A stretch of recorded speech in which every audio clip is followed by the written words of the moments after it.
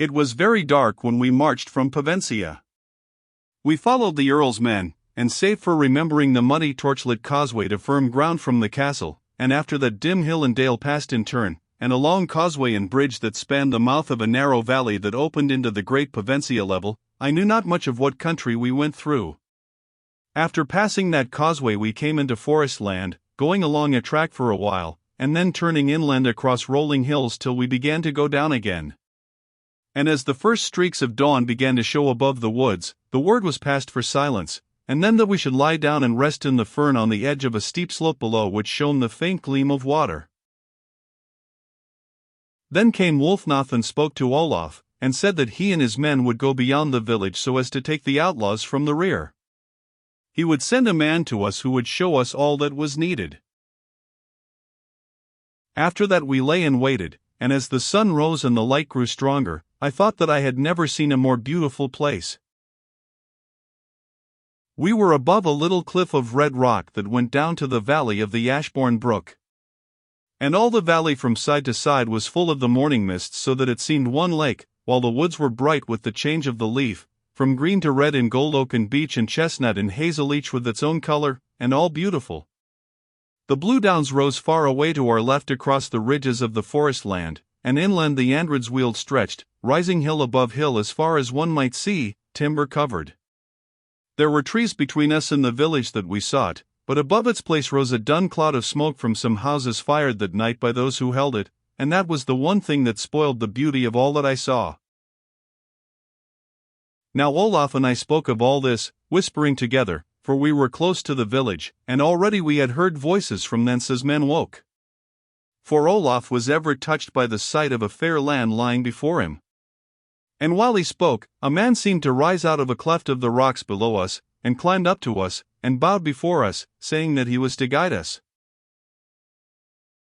He was a great man, clad in leather from head to foot, and carrying a sledgehammer over his shoulder.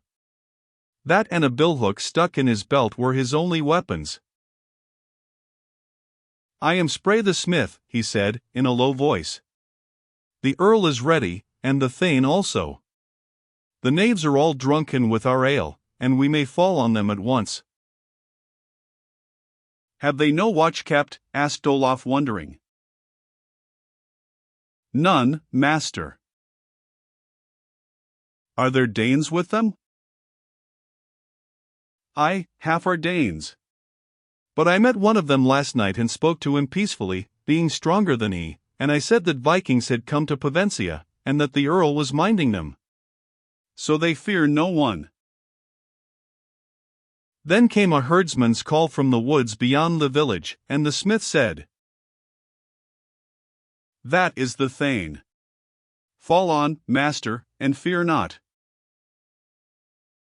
Whereat I laughed, and the men sprang up. The smith led us for 100 paces through the beech trees and then across the brook, and the steep slope up to the village was before us. There was a little, ancient earthwork of no account round the place, but if there had been a stockade on it, it was gone. Then came a roar of yells and shouts from the far side, and we knew that the work had begun, and ran up the hillside. Then fled a man in chain mail out of the place, leaping over the earthwork straight at us, unknowing. Spray the smith swung his hammer, not heeding at all the sword in the man's hands. Sword and helm alike shivered under the blow, and the man rolled over and over down the hillside. "That is the first Dane I ever slew," said Spray to me as we topped the ridge. Then we were in the village and among a crowd of wild-looking, half-armed forest men, who fled and yelled, and smote and cried for quarter in a strange and ghastly medley. There was no order, and seemingly no leader among them, and an end was soon made.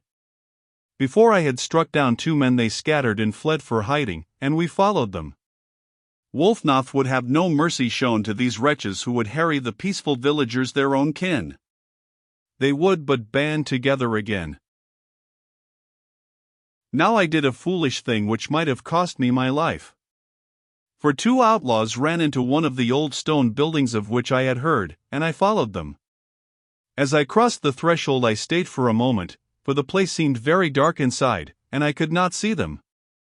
But I was plain enough to them, of course, and before I could see that a blow was coming, one smote me heavily on the helm and I fell forward, while they leapt out over my body into the open again. Then I seemed to slip, and fell into nothingness as my senses left me. Presently I came round, nor could I tell how long I had been alone. I heard far-off shouts that were dull and muffled as if coming through walls, and then as my brain cleared, I saw that I was in what seemed to be a dungeon like those that Earl Wulfnoth had under Provencia. All round me were walls, and the light came in from a round hole above me. When I saw that, I knew that I had indeed fallen into this place, and my sword, too, lay on the floor where it had flown from my hand as I did so. It was lucky that I had not fallen on it.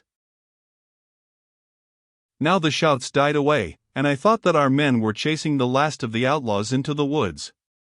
When the silence fell, I waxed lonely, and began to wonder if I had been forgotten. But Olaf would miss me presently, and would surely return to the village before long. So I would be patient, and at least try to find a way out of this trap into which I had come so strangely. But there was no way out unless a ladder or rope were lowered to me. The roof of the place was rounded and arched above me, and the hole was in its center so that I could not reach it. Maybe the place was 10 feet across and 10 feet high under the hole, and it minded me of the snake pit into which Gunnar the hero was thrown, as Otter the Skald sang. Only here were no snakes, and the air was thick and musty, but dry enough. I could see the beams of the house roof above the hole. Then I thought that if I could prise some stones from the old walls I might pile them up until I reached the edge of the hole with my hands, when it would be easy to draw myself up, though maybe not without taking off my armor. But when I tried the joints of the masonry with the point of my seeks, I did but blunt the weapon, for the mortar was harder than the stone, which was the red sandstone of the cliff where we had rested. So I forbore and sat down, leaning my aching head against the cool wall, to wait for Olaf's return. There would be time to shout when I heard voices again, and it was not good to make much noise in that place after the blow of a club that had set my ears ringing already. Then I fell to thinking of Sexburga, and those thoughts were pleasant enough. And idly I began to sharpen my seeks again on a great square stone that was handy in the wall as I sat, but it was very soft, and crumbled away under the steel without doing it much good. Now, when one is waiting and thinking, one will play with an idle pastime for the sake of keeping one's hands amused as it were, and so I went on working the long slit in the stone, which the blade was making, deeper and deeper. The sand trickled from it in a stream, and then all of a sudden I became aware that I had pierced through the stone into a hole behind, and I bent over to see how this could be. The stone was not more than an inch or two thick, and there was certainly a hollow which it closed, and when I saw that I broke and worked away more of it until I could get my hand in. Then I found that I could feel nothing, for the place was deep. So I made the hole bigger yet, and put my arm in. Then I found the back and one side of a stone-cased chest in the wall, as it were, of which the stone I had bored was the door, though this was to all appearance like several other of the larger blocks that the place was built of. When I reached downwards my hand could just touch what felt like rotten canvas, and at that I began to work again at the hole. The stone was too strong to break, though it seemed thin, and I was so intent on this, that the voices I had longed to hear made me start. "He was hereabouts, master, when I last saw him," said one whom I thought was Spray the smith. "I will hang you up if he is lost," said Wulfnoth's voice. Then I sprang up and shouted, and the vault rang painfully in my ears. It was Olaf who called back to me. "Ho, Redwald, where are you?" "Under the house, in a pit," I answered, standing under the opening. Then someone came tramping above me, and the next moment Spray's leather-hosed leg came through the hole, and he nearly joined me. Thereat others laughed, and he climbed up quickly enough, for it was an ill feeling to be hanging over an unknown depth. "Lower me down a rope," I said, as I saw his face peering into the place with some others. There seemed to be a ladder handy, for the next minute its end came down, and at once I picked up my sword and climbed out. Olaf stood in the doorway now with Ralph. "It is easy to see how my cousin got into that place," he said to Ralph, pointing to my helm, which was sorely dinted. The big Thane looked and laughed. "That is what felled him. But I knew not of this pit," he said, looking past me into the house where Spray and the men stood round the hole. Then the smith said, "Nor did I, master. But this has been found by the forest men. Here are their tools." And when we looked, all the floor of the house was broken up, and the stone paving was piled in corners, and a pick or two lay on them with a spade and crowbar. "They have been digging for treasure," said Ralph, "and that has kept them from my house. There are always tales of gold hidden in these old places. I have seen that they have done the like elsewhere in the village." "Aye," said Spray, "they have heard some of our tales, and they have dug where we would not, for it spoils a house, and the wife's temper also, to meddle with the good stone floor." Now it seemed to me that here was a likelihood that there was truth in the old tales, and that I had lit on the lost hiding place of which some memory yet remained even from the days when Ola's men took the town from the iron workers 500 years and more ago, when the might of Rome had passed. "There is somewhat that I have found in this place," I said. "Come and see what it is." Wondering, Olaf and Wulfnoth climbed down the ladder after me, and Ralph did but stay to find a torch before he followed us.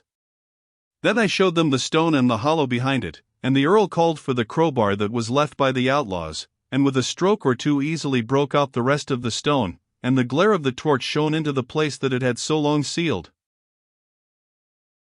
It was a chamber in the wall, and maybe a yard square each way. The stone had not filled all its width or depth of mouth, but was, as it were, a sealed door to be broken and replaced by another.